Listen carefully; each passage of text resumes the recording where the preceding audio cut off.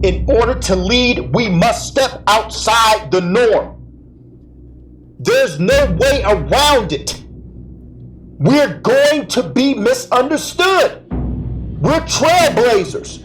We cut down opposition that blocks our path, and we don't know what's on the other side of those barriers. How could we? There's no blueprint to uncharted territory, which means we're going to make mistakes. But remember, we can fail our way to success.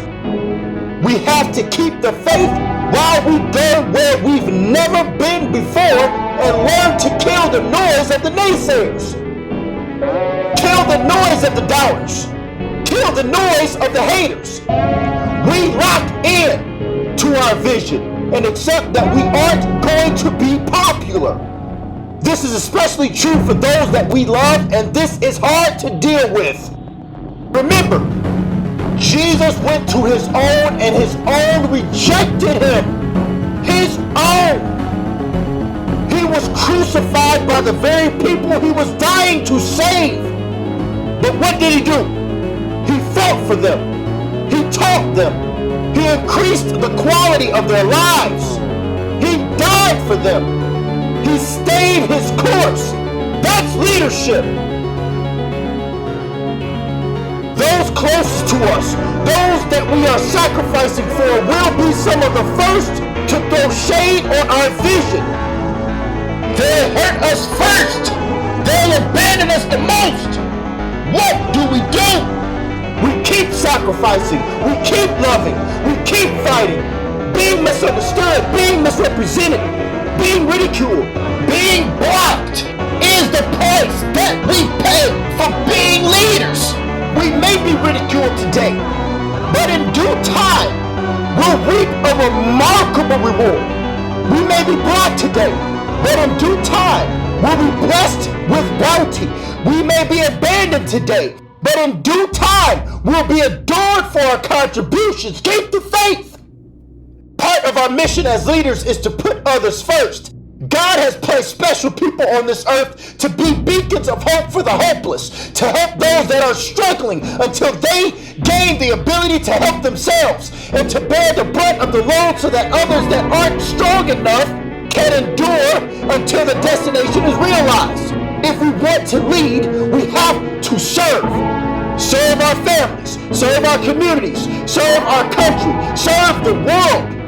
After all, the best way to grow is to help others reach their goals. The misconception is that we have to beat others to reach ours. But that is stinking thinking. A champion realizes that they aren't really competing with others. Others have their race to run and we have ours. We don't belong in their race and they don't belong in our race. Those that run their race effectively enjoy life's prosperity, and there's enough bounty for everybody to enjoy. Only the foolish toil to take the next person's gain, because by so doing, they are forfeiting part of their own gain. If we are looking at the next person to gauge how they're running their race, guess whose race has lost our attention? Ours! Therefore, we don't need to concern ourselves with beating others to the finish line. They aren't in our race. We need to run our race as hard as a race can be run, and if we help others run theirs, we become stronger runners, faster runners, and better runners. Helping others helps us run our race more effectively, which gets us to our goal quicker. Servant leadership is the most powerful way to experience the breakthroughs that we so desperately want to experience. So let's lead from behind. Finally, as leaders, we have to be hard. We get hard by working hard in the arenas that we'd rather not enter. Yep, we get hard by pouring our entire selves into the necessary activities that we hate. Keeping our homes organized and clean. Going to the gym and lifting heavy-ass weight. Waking up early and going to bed late in the pursuit of a worthy cause. Maintaining a New Year's resolution. Running when we don't feel like it or when the weather conditions suck. Maintaining our dignity with difficult people and in difficult situations.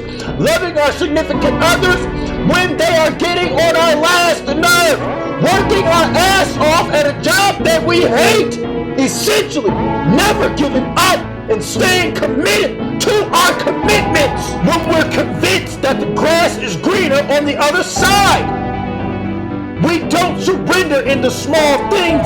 We aren't going to get a reward or a plaque, but we do it because we're supposed to do it, and we keep doing it. No matter what, we do it and do it and do it. We stay diligent in the small things, and one day we'll be made rulers over great things.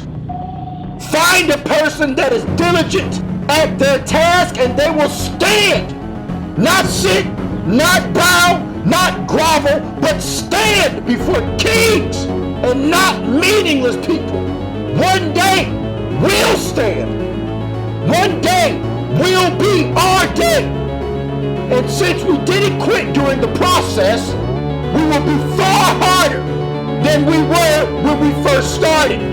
The process will change us. We will be refined by the fire. It burns. It's scary. Hell, we might die. But despite the discomfort, we press towards the mark of the higher calling, and that pressing builds muscle. That pressing builds strength. That pressing makes us hard. That nagging idea, dream, or vision that scares us to death is exactly what we need to get worked out. Start. Regardless of resources, start. We'll figure it out as we go. The resources will be drawn by our consistent action. If we can only see 3 miles ahead of us, once we walk 3 miles, guess what? We can now see 6 miles from our point of origin. In other words, the further we press into our weaknesses, the more insight we gain, the more skill we develop, the more personal development we nurture. The success will literally manifest from our actions. Every person, regardless of whether they are in a position of authority, is a leader once they break free from the shackles that impede them from reaching their goals. Essentially, the first person we lead is us. We need to be leaders in our lives. We must be the hero of our story. We gotta be someone that we admire. Leaders are misunderstood many times.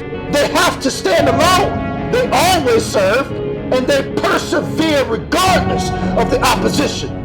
But in the end, they win. Let's be champions. Let's be heroes. Let's be leaders.